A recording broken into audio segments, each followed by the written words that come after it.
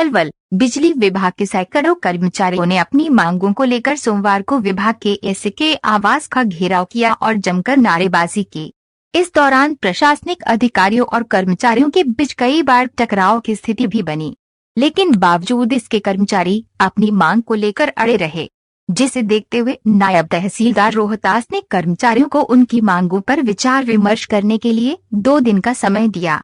आश्वासन मिलने के बाद कर्मचारी धरना समाप्त कर अपने कामों पर वापस लौटे।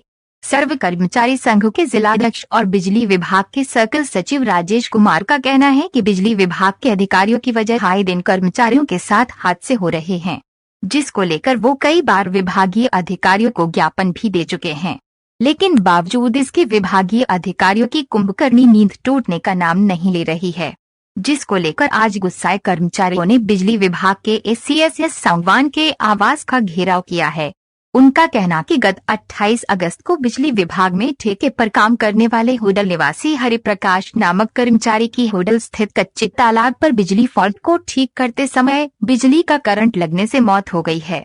इसलिए वो मांग करते हैं कि उसके परिजनों को तुरंत प्रभाव से नियमानुसार विभाग की तरफ से 10 लाख रुपए की सहायता राशि दी।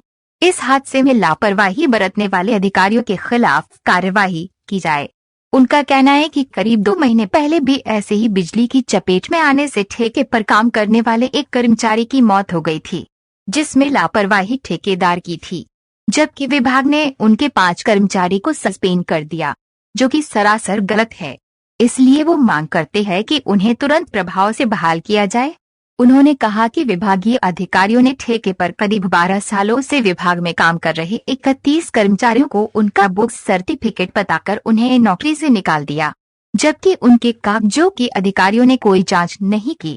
इसलिए वो विभागीय अधिकारियों से मांग करते हैं कि पहले ठेके पर लगे उन कर्मचारियों के कागजों की जांच की जाए और जब तक उनके कागजों की जांच की जाए तब तक उन्हें नौकरी पर वापस बुलाया जाए। अगर जांच में उनके कागजात बुक्स पाए जाते हैं तो उन्हें नौकरी से निकालने के साथ साथ उन विभागीय अधिकारियों पर भी कार्यवाही की जाए, जिन्होंने करीब 12 साल पहले इनके कागजों को जांच परख कर ही उन्हें नौकरी पर रखा था। उनका कहना है कि बिजली विभाग में विभागीय अधिकारी जमकर भ्रष्टाचार कर रहे हैं। आरोप है कि अधिकारी 50 हजार रुपए लेकर लोगों को नौकरी पर रख रहे हैं, जबकि दिन रात बिजली विभाग में काम करने वाले लोगों को नौकरी से निकाला जा रहा है, जो कि सरासर गलत है।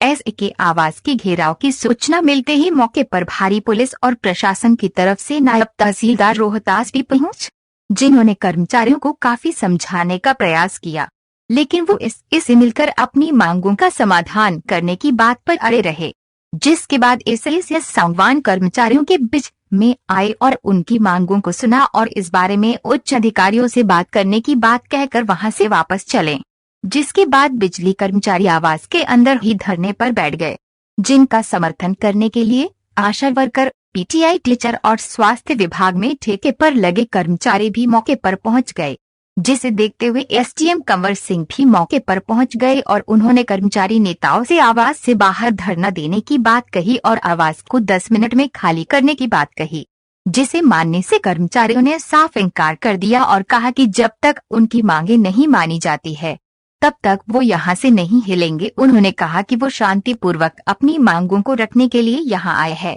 इसलिए प्रशासन उनके साथ टकराव जैसी स्थिति पैदा न करे।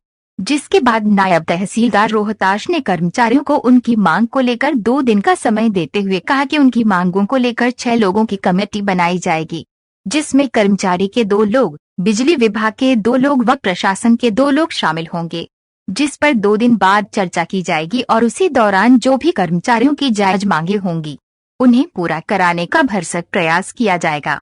तहसीलदार द्वारा आश्वासन मिलने पर करीब 3 घंटे बाद कर्मचारी धरना समाप्त कर वापस अपने कामों पर लौटे।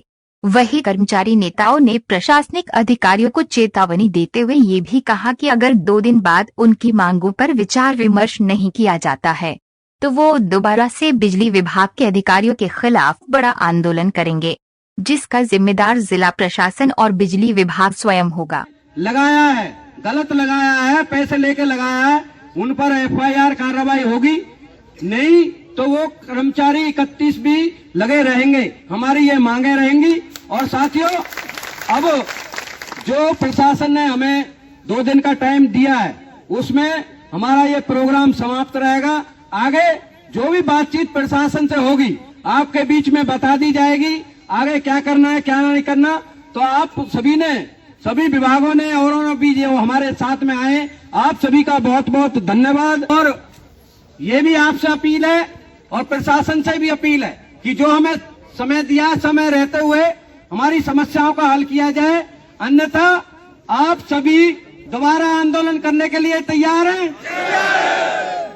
आज या कल में उनके नाम तय कर देंगे। 2 आदमी प्रशासन के होंगे, 2 आदमी आपके रिप्रेजेंटेटिव होंगे और 2 एसपी साहब के आदमी होंगे।